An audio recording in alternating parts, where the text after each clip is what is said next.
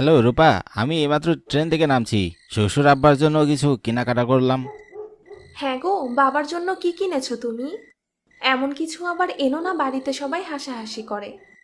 তুমি কি জানো শ্বশুর বাড়িতে কি আনতে হয়? তুমি কি মনে করেছো আমি নতুন বিয়ে করেছি বলে কি জানি না শ্বশুর বাড়িতে কি কি আনতে হয়? এখন আমি তোমাকে কিচ্ছু বলবো না, তুমি আসলেই দেখতে পারবে। না, আমাকে বলতে হবে তুমি কি কিনেছো। না হলে কিন্তু বাড়িতে এগুলো নিয়ে আসবে না। বলো না কি কিনেছো। আমি শ্বশুর আব্বার জন্য বড় একটা ইলিশ মাছ কিনেছি, বড় বড় রসগোল্লা, নরেনের স্পেশাল দই। আমি শুনেছি শ্বশুর আব্বার এগুলো নাকি অনেক পছন্দের, তাই নিলাম। আচ্ছা, বাড়ি আসি তারপর কথা হবে। আমি তো যাওয়ার জন্য কোনো গাড়ি খুঁজে পাচ্ছি না। দাদা ভাই, কৈলাসপুর গ্রামে আমাকে একটু নামিয়ে দিয়ে আসুন। না দাদা ভাই, এই রাতে আমি ওইদিকে যাব না। এখন আমি বাড়ি ফিরুম। আপনি এত রাইড করিয়া কোনো ব্যানও পাইবেন না। আপনার এই হাইটটাই যাইতে হইব। না না দাদা, চলুন, আপনাকে ভাড়া বাড়িয়ে দেবো। আমি শহর থেকে এসেছি, অফিস শেষ করে আসতে আমার একটু লেট হয়ে গেছে। কৈলাসপুর গ্রামে আমার শ্বশুর বাড়ি। আমি এই গ্রামে তেমন কিছু চিনি না। চলুন না দাদা, আপনাকে ভাড়াটা বাড়িয়ে দেবো বলছি তো। ঠিক আছে, ভাড়া যখন বাড়িয়ে দিতে চাইছেন তখন চলেন নামিয়ে দিয়ে আসি। হ্যাঁ, ধন্যবাদ দাদা, আপনি আমাকে বাঁচালেন। ওই দাদা ভাই, মনে হয় আজ হাইটাই যাইতে হবো। আমার ভ্যানটা তো আর চলতেছি না, ভ্যানটা মনে হয় নষ্ট হয়ে গেল। না দাদা ভাই, ভ্যানে যাওয়া যাবে না, আপনি হাইটাই চলে যান। একটা ভ্যান পেলাম, সেটা আবার নষ্ট। কি যে আছে কপালে আজকে। আজকের দিনটাই খারাপ যাচ্ছে। এইবার দিয়ে শ্বশুর বাড়িতে 3বার আসা হবে আমার। এই জমিদার বাড়িতে এর আগে আমার কখনো চোখে পড়েনি। এর আগেও তো 2বার আমি এদিক দিয়ে শ্বশুর বাড়ি গিয়েছি। হয়তো গাড়িতে গিয়েছি দেখি খেয়াল করিনি। কিন্তু ও মেয়ের কান্নার আওয়াজ কোথা থেকে আসছে? মনে তো হচ্ছে বাড়িটির ভিতর থেকে কেউ মনে হয় বিপদে পড়েছে। কেউ এখানে? কি হয়েছে? আপনারা কান্না করছেন কেন? বলুন না আমাকে, আপনাকে সাহায্য করতে পারি। এই রাত্রিবেলা একা একা কেন কান্না করছেন? কে আপনি? এখানে একা একা কান্না করছেন কেন? আপনি আমাকে নির্ভয়ে বলতে পারেন, আমি আপনাকে সাহায্য করতে পারি। কি বললি তুই? সব রকম সাহায্য করবি? তাহলে সেদিন কোথায় ছিলি? মানে আপনি আমার সঙ্গে তুই তোকারি করে কেন কথা বলছেন? আমি তো আপনাকে সাহায্যই করতে এসেছিলাম। তোর সাহায্য আমার লাগবে না। তোকে কেউ সাহায্য করে কিনা তাই দেখ। আজকে তো তুই এখান থেকে যেতে পারবি না। আমি তো তোকে যেতে দেব না। আজ তোকে মেরে ফেলবো। কে তুমি? তুমি তো করে মানুষ চাও, আর মানুষ তুই এরকম ভয় করতে পারে না। তুমি একটা মেয়ের রূপ দিয়েছিলে, আর এই আমি তো তোমাকে সাহায্য করতে আসলাম, আর তুমি আমাকে মেরে ফেলতে যাচ্ছ। আমি তো তোমার কান্নার জন্যে এখানে এসেছি, তোমার কোনো ক্ষতিও করিনি। ছেড়ে দাও আমায়। আজকে কোথা থেকে আসছিস আমাকে সাহায্য করতে? সেদিন কোথায় ছিলি? আজকে আমার আর সাহায্য লাগবে না। তুই মর এখন এখানে। আজকে আমি রক্ত খাবো। মেরে না আমাকে। আমি সবে মাত্র বিয়ে করেছি, শ্বশুর বাড়িতে যাচ্ছি, আমাকে মেরে ফেলো না।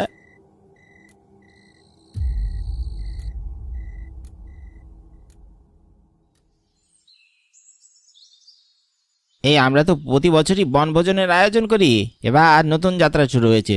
তোরা তো কেউ কিছু বলছিস না। আমরা তো সবাই এখানেই আছি, শুধু সুনীল নেই, ও তো আবার শহরে থাকে। ঠিক আছে, হয়ে যাক তাহলে আমাদের এবারের বনভোজন। তাহলে সুশীলের কাছ থেকে ডেটটা নেওয়া হোক। ওর তো আবার অফিসের ব্যাপার, ওর সঙ্গে কথা বলেই দিনটা ঠিক করা যাক। তাহলে ওকে ফোন দে, কবে সময় হবে জানাক আমাদের।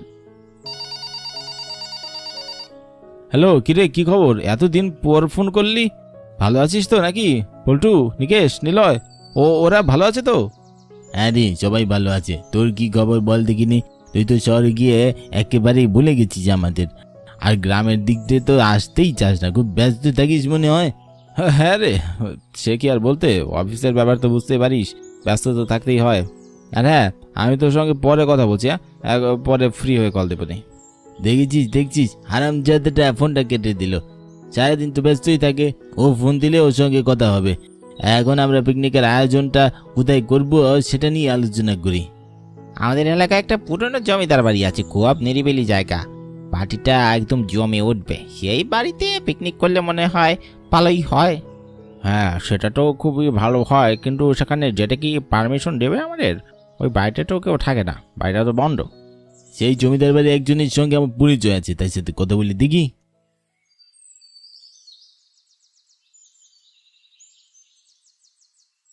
নির্মল, আমি তোকে দেখেছিলাম একটা কথা বলার জন্য। কথা হচ্ছে, আমরা বন্ধুরা মিলে একটা পিকনিক করতে যাচ্ছি। তোমাদের কোনো আত্মীয় স্বজনের নাকি জমিদার বাড়ি আছে? তুমি যদি আমাদেরকে একটু পিকনিকের ব্যবস্থা করে দিতে খুব উপকার হতো। দাদা, এ ব্যাপারে তো আমি আপনাকে কিছু বলতে পারবো না। আমার পরিচিত হলেও সেখানে কেউ থাকে না, আমাদের কাউকে যেতে দেবে না। আমরা তো জমিদার বাড়ি থেকে দূরেই থাকি। তারপরে দেখো না একটা ব্যবস্থা করা যায় কি না। এখানে কোনো অসুবিধা হবে না, কোনো কিছুর ক্ষতি হবে না, আমি তোমাকে কথা দিচ্ছি ভাই। তুমি না আমার ছোট ভাই, একটু ব্যবস্থা করে করো না প্লিজ। দাদা দেখুন, আমি আপনাকে কিছু বললে বিশ্বাস করবেন না, তারপরও বলছি। সে জমিদার বাড়িতে নাকি প্রেতাত্মার বসবাস। জমিদার মহেন্দ্র সেন যাওয়ার পর থেকে ওই বাড়িতে আর কেউ থাকে না। গ্রামের লোকজন বলে ওই বাড়ি থেকে একটা মেয়ের কান্না আওয়াজ ভেসে আসে। এ ভয়ে সেখানে কেউ যায়ও না। দূর, তুমি যে কি বলো না, ওইসব আবার হয় নাকি? কি করা যায় সেটা বলো। দাদা, আমি জানতাম আপনি আমার কথা বিশ্বাস করবেন না। আপনারা যদি পিকনিক করতে চান তাহলে কাউকে কিছু না বলে আপনারা সেখানে পিকনিকের ব্যবস্থা করতে পারেন।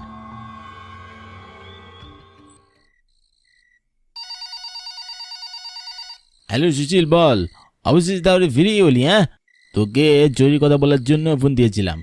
জরুরি মানে আমরা প্রতি বছর যে পিকনিকের ব্যবস্থা করি, এবার তো পিকনিক হলো না, তাই আমরা যাচ্ছিলাম কয়েকদিনের জন্য যদি পিকনিক করি। হ্যাঁ রে, সে তো খুব ভালো কথা। তবে কোথায় করতে চাচ্ছিস? আর তোরা সবাই আছিস তো? আরে হ্যাঁ রে, আমরা সবাই আছি। তুই কবে আসতে পারবি সেটা বল, তোর মতো করেই আমরা দিন ঠিক করব। এদিকে আমরা ঠিক করে নিয়েছি কোথায় পিকনিক করব, শুধু তুই কবে আসবি সেটা বল, তাহলে পিকনিকটার দিনটা ঠিক করে নিব। ও, তাহলে আমার জন্য এই দিনটা আটকে আছে তাই না? তাহলে তুই রোববারের দিনটা ঠিক কর। হ্যাঁ, সেদিন আমার অফিস বন্ধ থাকে, আমি শনিবার অফিস শেষ করে সন্ধ্যায় রওনা দিব। তাহলে ওই কথাই রইল। হ্যাঁ। হ্যালো সুরেশ, ফোন দিলি যে? ওইদিকে পিকনিকের সব কিছু ঠিকঠাক হলো? সুশীল কি জানিয়েছে কবে আসবে? সেটা তো আমার জানা হয়নি।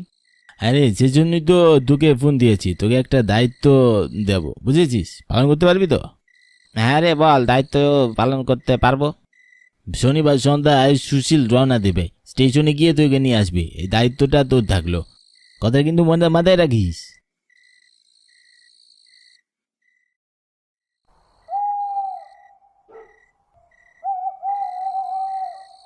ও দাদা, ট্রেন কয়টায় এসে পৌঁছাবে? আমি তো রাত 8টা থেকে বসে আছি। আর একজন লোক আসবে, ওকে নেওয়ার জন্য বসে আছি। আর বেশি সময় লাগবে না, 20 মিনিটের মতো লাগবে। বসুন, আপনি এখানে বসে থাকুন, আপনার লোক আসলে আপনি নিয়ে যাবেন।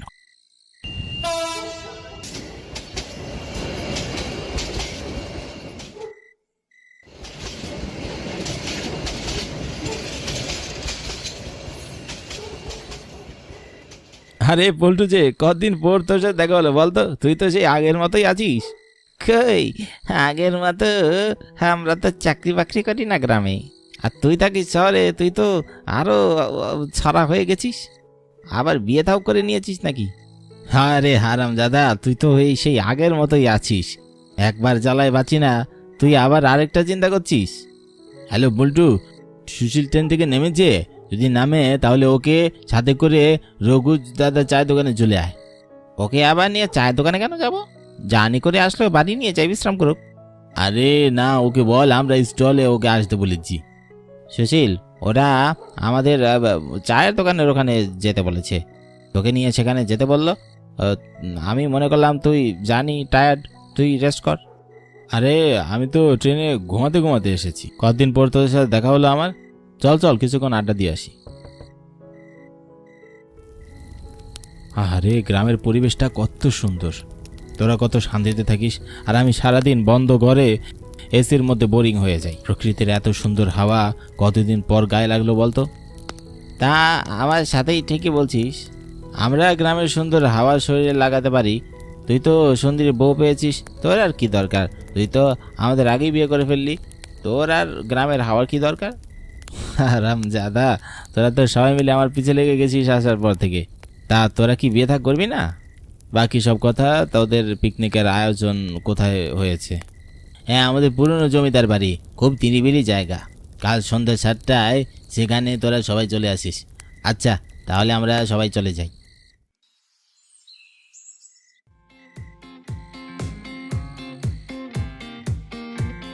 এই তোরা এখানে আড্ডা দে, আমি একটু বাইরের দিকে ঘুরে আসি। বাড়ির পাশে তো একটা দেখছি দিঘি, দিঘির পাড়টা কি সুন্দর। ওদিকে তো বাবুচি রান্না করছে, রান্না শেষ হওয়ার কথা, তারপর নাচ গান হবে, ঘুরে আসি। ঠিক আছে, যা ঘোরাঘুরি কর, একটু সাবধানে থাকিস।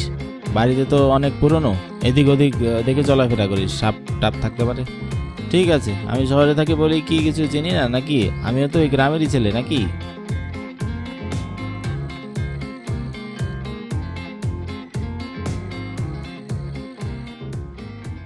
শুনেছি এখানে কেউ থাকে না, তাহলে একটা মেয়ে দাঁড়িয়ে থেকে কান্না করছে কেন?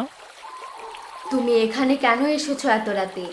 এখানে তো কেউ আসে না। তোমাকে কি কেউ বলেনি এখানে আসা যাবে না? না, কেউ তো বলেনি। আমি তো বন্ধুদের সঙ্গে এখানে পিকনিক পার্টিতে এসেছি। কিন্তু তুমি কে? দেখতে শুনতেও বেশ সুন্দরী, একাকী এখানে কি করছো? কি, তুই আমার সৌন্দর্য নিয়ে কথা বলছিস? তুই আমার দিকে নজর দিয়েছিস? আমি তোর চোখগুলো উপড়ে নিব। আমার দিকে যে তাকাবে আমি তাকে ছেড়ে দিব না।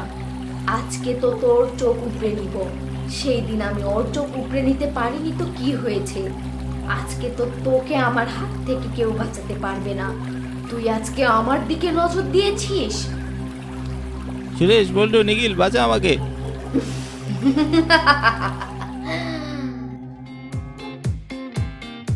এই আমাদের তো রান্না হয়ে গেছে, চল আমরা সবাই মিলে খাওয়া দাওয়া করি। কিন্তু এখানে সবাই আছে, কিন্তু সুনীল কই? ও তো আমাকে বলে গেল একটু ঘোরাঘুরি করবে। গিয়ে দেখ, ওখানে বসে হতে সিগারেট টানছে। হবে অনেকক্ষণই হয়ে গিয়েছে, এখন আসছে না। তোরা কেউ কি একটু খুঁজে দেখতো? আরে বেটা, অন্ধকারে কোথায় খুঁজতে যাবি? ফোন দে, তাহলেই তো হয়ে গেল। ঠিকই বলেছিস, ফোন দে। রিং হচ্ছে কিন্তু রিসিভ করছে না, কি ব্যাপার বলতো? কি বলছিস কি বলতো? চিন্তার কারণ হয়ে গেল, ফোন তুলছে না মানে? চল গিয়ে দেখি, ওকে খুঁজি। এই তোরা ফোন দিতেই থাক, ওর কোথাও কিছু হলে তো ফোন শোনা যাবে। ফোনের রিং তো হচ্ছে। সুনীল, সুনীল, কোথায় গেলি? ফোন ধরছিস না কেন? সুনীল, কই গেলি রে? আরাম জাদা কি বেরি টান্ডাতে জঙ্গলের মধ্যে ঢুকে গেল নাকি? ও, ওই দিক থেকে ফোনের রিং শোনা যাচ্ছে, মনে হচ্ছে সুনীল ওদিকেই আছে। সুরেশ, বল্টু, দিকের বারে মোবাইলের রিং শোনা যাচ্ছে। সুরেশ, বল্টু, তোরা এদিকে দেখ, দিকের পারে সুনীল পড়ে আছে। কি হয়ে গেল? সুনীল তো আর বেঁচে নেই। কি সর্বনাশ হয়ে গেল আমাদের? পিকনিক নয়, এখানে শোকের জায়গা পড়ে গেল। না, এরা হতে পারে না। এখন পরিবারের কাছে কি জবাব দেবো? ও তো মারা গেল। সবাই বলে গলি করতো যে এখানে একটা আছে। নির্মলা আমাকে কিছু বলতে চেয়েছিল, আমি বিশ্বাস করিনি, বড় ভুল করেছি। আমি সেদিন ওর কথা শুনলে আমাদের বন্ধু হারাতে হতো না।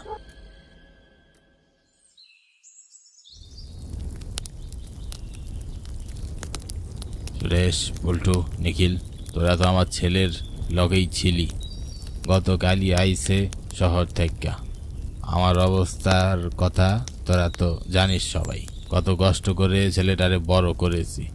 ও সবাই শহরে চাকরি পাইছে। তোদের কাকি তো একেবারে ভাঙ্গা পড়ছে। আমরা কি নিয়ে বাঁচুম এখন? কেমনে এমন হলো আমার ছেলের সাথে? আমার ছেলেরে ক্যারা মাইরা ফেললো। কাকা, আপনারে আমাগোর কিছু বলার দরকার নাই, বোঝাবার ভাষাও জানা নাই। সুনীল আমাগোর পাশে নাই, এরা ভাবতে আমাকে খারাপ লাগতেছে। আমারও তো বিশ্বাস করতে পারছি না সুনীল আমাদের ছেড়ে চলে গিয়েছে। কাকা, সুনীল কেমনে মারা গেল এটা জানার একটা উপায় আছে? কি উপায় বাবা, কও। আমার ছেলেটারে কে মারলো সেটা জানার উপায় থাকলে কও। কাকা, আপনি একটা ভালো তান্ত্রিকের ব্যবস্থা করুন, বাকিটা আমরা করছি। আমার সাথে বল্টু, নিকেল ওরাও আছে, ওদেরকে সাথে নিয়ে কোথায় কি করতে হবে সেটা আমরা করব। আপনি শুধু একটা তান্ত্রিকের ব্যবস্থা করুন।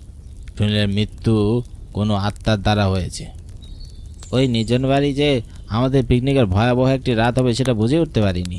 কাকা, আজ হয়তো আমাদের জন্যই আপনার পুত্র চিরদিনের জন্য হাওয়া হয়ে গেছে। ঠিক আছে, তাহলে তোমরা আজকে যাও, আমি একটা তান্ত্রিকের ব্যবস্থা করছি। যে যাবার সে তো চলেই গেছে বাবা, তোরা সাবধানে থাকিস।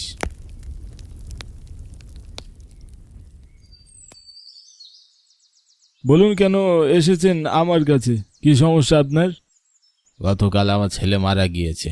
সে জমিদার বাড়ির দিকের পারে লাশ পাইছি আমরা। আমার ছেলেটা খুব ভালো ও সুস্থ ছিল। তার বন্ধুকের লগে পিকনিক করতে গেছিল সেখান থেকে ওরে আর পাওয়া যাচ্ছিল না। অনেক খোঁজাখুঁজির পর তার বন্ধুরা দিঘির ঘাটে তার লাশ পায়। আপনারে যে দিঘির পারে যাইতে হইব। হ্যাঁ, অবশ্যই।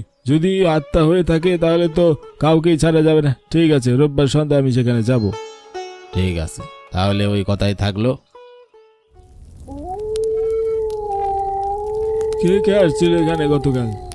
আমি বল্টু, নিখিল আর সুনীল যে মারা গিয়েছে, আমরা পিকনিকের আয়োজন করেছিলাম এখানে। তোরা জানতিস না এই বাড়িটা বন্ধ? এখানে কেউ আসে না। এখানে একটা আত্মার বসবাস আছে যার কোনো সংস্কার হয়নি।